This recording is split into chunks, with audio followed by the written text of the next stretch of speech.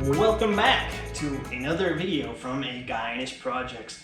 Today we are going to be doing a drain on our hot water heater. This is to get any sediments, any minerals, any water deposits out of the bottom of the tank before it fills up and decreases your capacity and creates damage and everything else.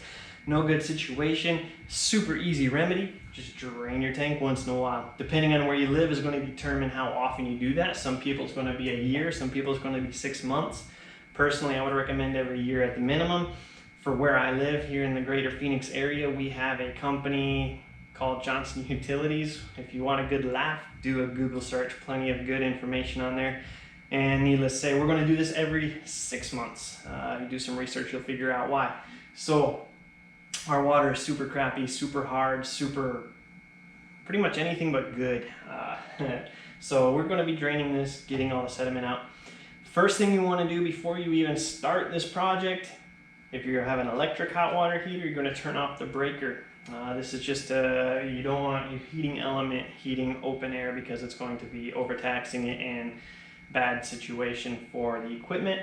So you're going to turn off the electricity. If you have a gas hot water heater, you are going to turn off the burner. Okay, leave your pilot lit, who cares, but turn off the burner. If you have a recirculating pump on the outside, go ahead and turn that off as well if it's on a separate circuit. Essentially, you don't want any electricity going here when it's empty. Just protect the equipment. Second thing you're going to do before you start draining is you're going to test your shut-off valve, and you're going to you're going to test your emergency valve as well. Okay, flipper, you just flip it up, make sure it drains through your pipe and outside, or however your hot water heater is set up. You're also going to, like I said, operate your ball valve for your incoming water before you bother even trying to do the rest of it. Because if either one of those fails or doesn't work, you're just kind of wasting time. So with that being said, like I said, we already turned off our power. You saw that. This is a room temperature, which right now is 91 degrees, 91 degree hot water heater. If you've been running your hot water heater, it is going to be much hotter. Everything you do after you open that valve is going to be hot. Your hose is going to get hot. The ground where you're draining the water is going to get hot. Everything's hot, so keep that in mind. Wear a pair of gloves. Like I said, we have not been using this summer because our pipes are in the attic, which is 130 plus degrees, give or take. Our water comes out plenty hot enough as it is, so keep that in mind. Everything's hot. So wear gloves, safety glasses, the works. So that being said, first thing we're going to test is your emergency valve, which for us is up on top right here. Just going to take that. You can hear the water flowing out. Then you can chase this pipe to wherever it drains and make sure it's actually draining water. If it's not, then you have a problem. That means it's either not working or it's going somewhere else. So that tests out good. You're going to operate your shut-off valve for your incoming water just to make sure it opens and closes. This one does, so we're good. We're going to go ahead and close that for the moment. Okay, so safety's always first. You're going to come out to your panel. Boom. You're going to find your hot water heater and you are going to shut it off. Mine is already off because we haven't been using it this summer because our pipes are in the attic here in the Phoenix area. This is just a little service lockout for somebody servicing it. Feel free to use so.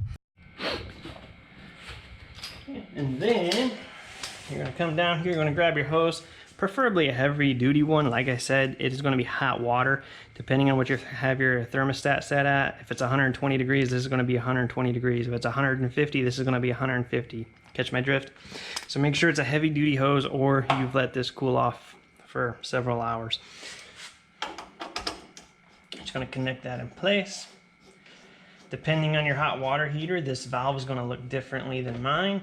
Some are going to have a big plastic thing that's nice and easy. Some are easier than others. This one we need, let's hope we can see that here. Boom, coming in. This one we're going to need a flathead screwdriver to unscrew. That's simply just for a safety measure. Some kid can't come in and open it and burn themselves all up and all that good stuff. Now, if you have a lawn that can handle the hot water or some trees, that's fine. If you don't, like me, you're just going to send this straight out the driveway into the street because, you know, we have a desert landscaping, which is super ugly and totally not helpful, but whatever. But make sure the end of that water or the end of that hose where that hot water is going is somewhere safe where it can do that. Make sure kids aren't playing out barefoot in it, whatever. Okay, so now that your hose is pointed in a safe direction, you have the main valve for this hot water heater off. We can go ahead and open this valve right here.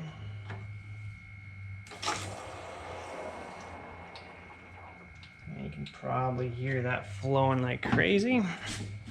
Okay, so now because we have the valve up top closed, even though this is open, it's not going to flow because it's going to vapor lock itself. So now what you can do, there's people on videos on YouTube that'll say, come up here, disconnect this line. I don't like doing that. That creates problems for later if you don't do it right. You can take this valve, you can turn it up. And what that's going to do, it's going to release any vapor lock going through your emergency valve pipe and outside, which will allow your water to start flowing way out there. Now, if you want to make it even faster, which I would recommend because that's still going to take a day, you can go inside your kitchen sink, bathroom sink, doesn't really matter, and turn on the hot water. This is going to release any vapor lock from the hot water heater so that it can drain. You'll get a little bit out here, you'll get most of it outside because of gravity. And so now, as you can see, we have a good flow out of our hose. Now, depending on how big your tank is, this is going to take a few minutes. Be patient, let it drain. It is important to note that you are leaving this valve off, your emergency valve open, and your inside faucet open.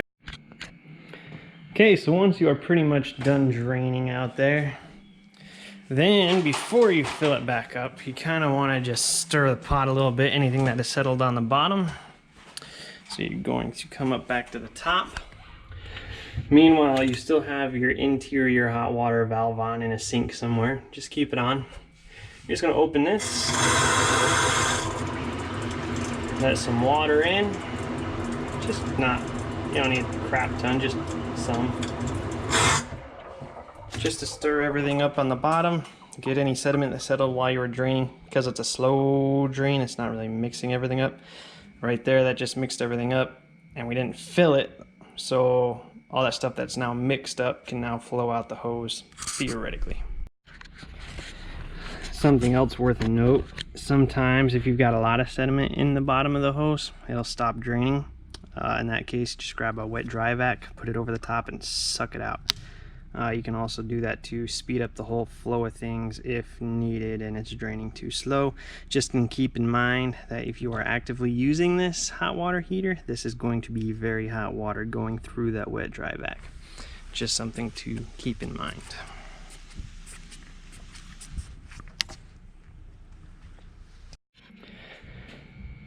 Now you're just waiting for what we just mixed up to drain. After that, depending on how many minerals came out of the end of the hose, how much dirt was in there, you can do that several more times, or you can leave it at that and you can fill up next as soon as this finishes. As soon as this finishes draining, I will show you how to fill this back up. So you're going to turn your main water valve back on. Boop. You're going to have all kinds of noise as this starts filling up. You want to make sure your temperature relief valve, your emergency valve is off at this point, but leave the inside sink on. It's going to allow the air to escape as you go. Otherwise, you're going to turn this on, and there's still going to be a lot of air in the tank, and it's still going to have to finish filling up and blow out a crap ton of air while you're trying to wash your hands and scare your kids and whatever. So we do have our valve here off. Verify that it's no longer draining, and you can take your hose off.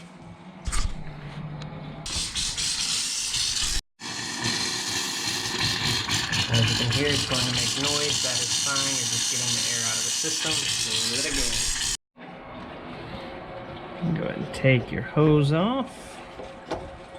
Boom. No leaks, no drips. Make sure. That's probably a bad idea. Now you're just gonna wait for the water to stop flowing out here. You can kind of tell it's getting pretty full. It fills up a heck of a lot faster than it drained, but that's okay. Once you hear the water start flowing through here so fast, it'll still flow because you have the internal faucet on. Once you, right there, I don't know if you can hear that. It sounds like it's about to blow up, but it's just filling up water. So now you hear that, you can go inside, wait for the spigot to stop sputtering, and you're done. Now in your sink, you have very limited bubbles, and in fact it's coming out pretty steady, so you know you are done with air bubbles. So you can go ahead and turn that off. So at this point, you have your main water for the hot water heater on. That's that valve right there. You have your temperature relief valve, emergency valve closed. You have this closed, your drain valve, and the inside sink is off because we completed the bubble air out of the system. Now, all you have to do is turn the electricity back on. Okay, and turn it back on. So now back inside, the breaker's on. I don't know if you can hear that. Get the mic next to it. Your water is heating up. Now, at this point, if it's not electric, if you have a recirculating pump, you go ahead and click that. If it's gas, go ahead and relight the burner. If it's anything else, just take care of it. And you are done. So that was how to drain your hot water heater with a Guyanus Projects. If you liked what you saw, give me a thumbs up. If you want to see more, let me know down below. I do projects around the house, maintenance projects such as this, keep your house updated. I work on my bike, my van, my car, my truck, everybody else's stuff too. So if you want to see more videos, let me know that I'm doing something right by giving me a comment, preferably positive. And let me know that you want to see more. Let me know what around your house that you got to do on a regular basis that you don't know how to do, and maybe I'll put your video on or do a video for you per se. So anyway, thanks for watching, and we'll see you next time.